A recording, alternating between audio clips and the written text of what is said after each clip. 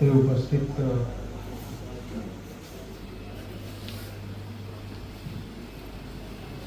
આપણા આમંત્રિત મહેમાન તાલુકા પંચાયતના અધ્યક્ષ શ્રી જીવનભાઈ રબારીનું સ્વાગત રમેશભાઈ કરશે.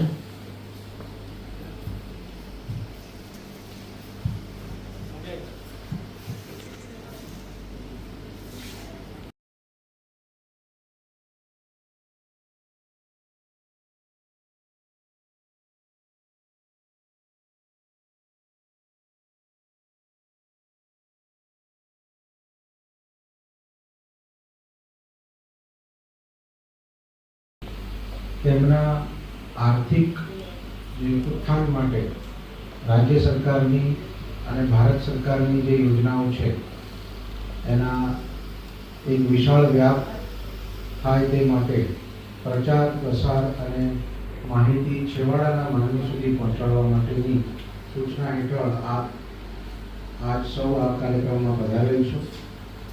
કાર્યક્રમની મુખ્ય રેખા અને માહિતી માટે હું જિલ્લાના મદદનીશ નિયામક સાહેબ શ્રી થલોટે સાહેબને વિનંતી કરીશ કે તેઓ ટૂંકી આજે એક દિવસીય કાર્યક્રમમાં જિલ્લાના તાલુકા અધ્યક્ષ જીવાભાઈ રબારી સાહેબ, શ્રી મહિપાલસિંહ સાહેબ તેમજ મિત કુમાર સાહેબનું અત્રેથી સ્વાગત કરું છું. તેમજ મારા જે મત્સ્ય ખેડૂત મિત્રો છે એમને પણ હું આવકારું છું.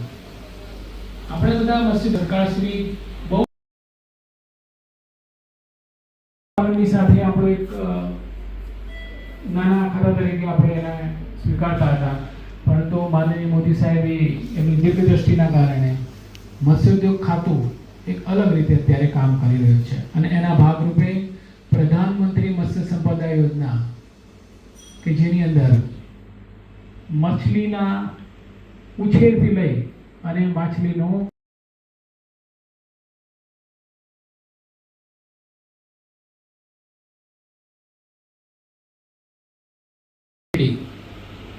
₹7 લાખની મર્યાદામાં અત્યારે અસ્તિત્વમાં છે અને જનરલ કેટેગરીના કોઈ ભાઈ બનાવવા માંગતા હોય ભાઈ બહેનો તો એને 40% સબસિડી મળવાપાત્ર થાય છે.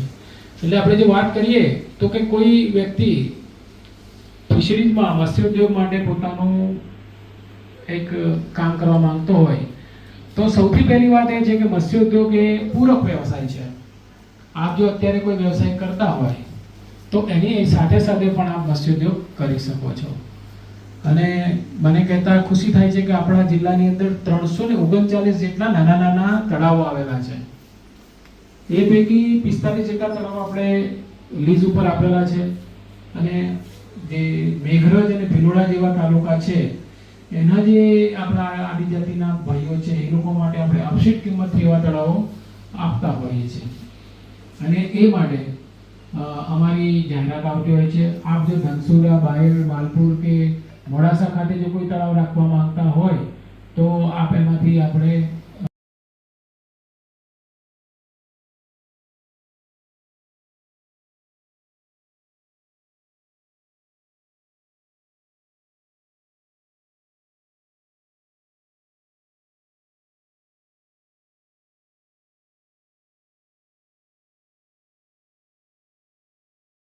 ₹100 આસપાસ કિલોનો ભાવ બધો ચાલી રહ્યો છે. બટાકા ડુંગળીની વાત નથી કરતો.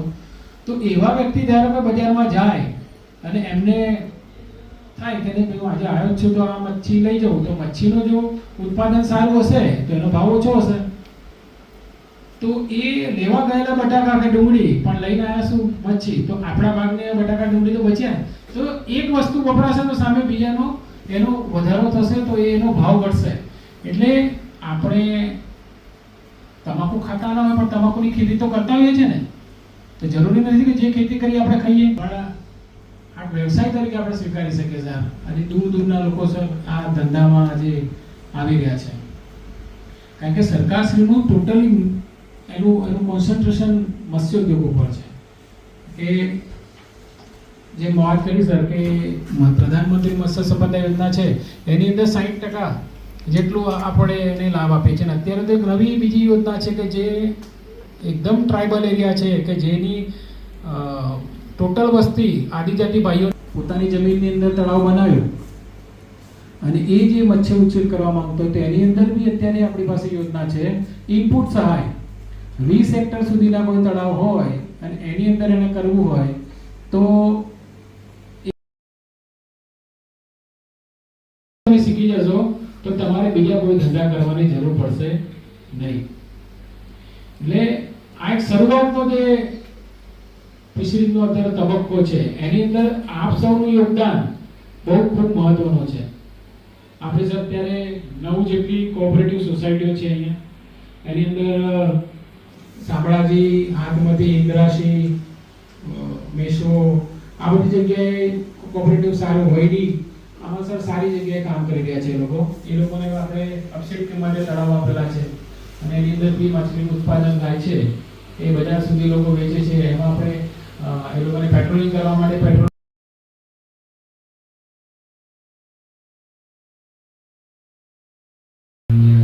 જયેશભાઈ પ્રભારી સાહેબ, મારા પાર્ટીના પૂર્વ યુવા મોરચાના પ્રમુખ માન્ય વિવેકભાઈ, આપણા મત્સ્ય ખાતાના અધિકારીશ્રીઓ, આપણે જાણીએ છીએ કે ભારત 140 કરોડની વસ્તી ધરાવતો દેશ છે.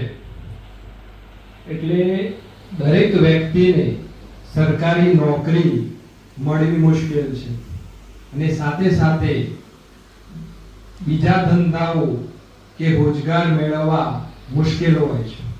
અને ભારત દેશ અસ્તુ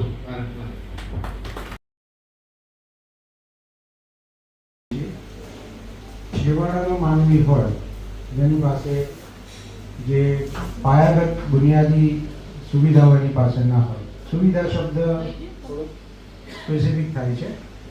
માનો કે જરૂરિયાતની વસ્તુ પણ એની પાસે ના હોય અને એને માછીમારી કરવી હોય, બાઇક ના હોય, પગે ચાલીને જવું પડતું હોય, તો તેવા ગરીબ છેવાડાના માછીમાર માટે રાજ્ય સરકારની સૌથી સક્સેસફુલ યોજના છે પગડિયા.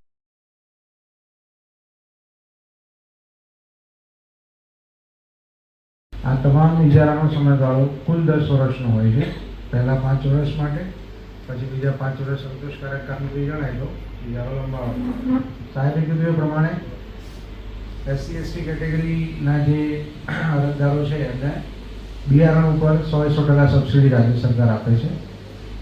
બરાબર. શરત એટલી કે તમારી પાસે તળાવનો ઇજારો ચાલુ હોવો જોઈએ. બરાબર. નવા તળાવ બાંધકામ માટે સાહેબે કીધું એ પ્રમાણે SC/ST અને મહિલા અરજદારોને 60% અને જનરલ કેટેગરીના જે અરજદારો છે એમને 40% સુધીની સબસિડી સરકારશ્રી આપે છે. બીજું કે જે મોટા જળાશયો છે, બરાબર, જે 1000 હેક્ટરથી ઉપરના છે, જેનો જળ વિસ્તાર ખૂબ જ છે અને જ્યાં કેચ કલ્ચર જેવી યોજનાઓ સફળતાપૂર્વક એમાં અમલી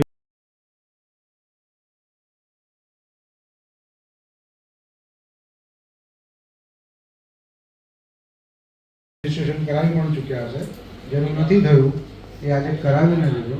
ખાલી 2 જ વસ્તુ જોઈશે: આધાર કાર્ડ અને તમારા બેંક પાસબુકની ડિટેલ. બધી જ ડિટેલ ઓટોફેસ થાય છે. તમારા રજિસ્ટર્ડ મોબાઈલ નંબર પર OTP આવશે અને તમારી નોંધણી એની અંદર થઈ શકશે. બીજી રાજ્ય સરકારની યોજના છે કિસાન ક્રેડિટ કાર્ડ.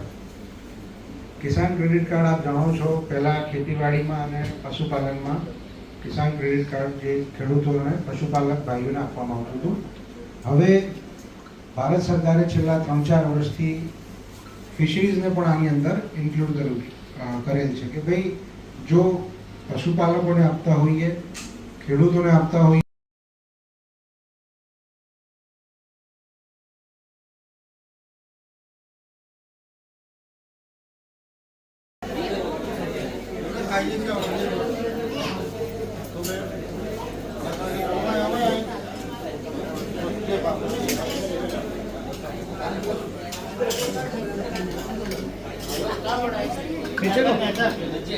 किचन में अपने कंटेनर पड़ा है ना, वो पत्थर के ऊपर पड़ा है,